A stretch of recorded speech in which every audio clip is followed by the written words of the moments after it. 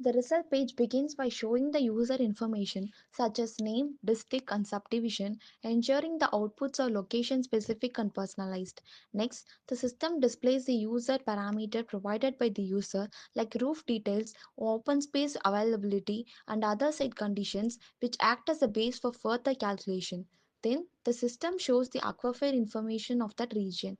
Aquifers are underground water bearing formation that store and transmit groundwater, generally classified into different types such as unconfined aquifers, which are directly recharged by the rainfall and surface water, confined aquifers, which are bounded by the impermeable layers and store water under pressure, and perched aquifers, which are small localized water bearing zones above the main aquifer.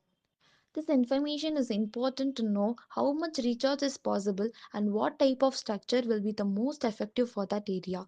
After that, the system checks the feasibility of the constructing recharge structure by comparing the available open space with the required space, and if there is a space is less, the design is automatically adjusted to fix the available area.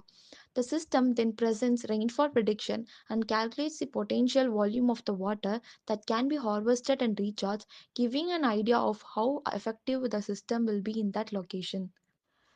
Based on these parameters, the system recommends a more suitable recharge structure and shows the estimated recharge capacity along with the cost involved in constructing it. Along with the recommended design, the system also allows the user to create a custom design with chosen dimension or structure type, and here the tank visualization is provided as a 3D model with dimensions, making it easier for the user to clearly understand the structure size and capacity. Finally, the system compares the recommended design with a custom design, making it easy for the user to evaluate both options and choose the most practical solution.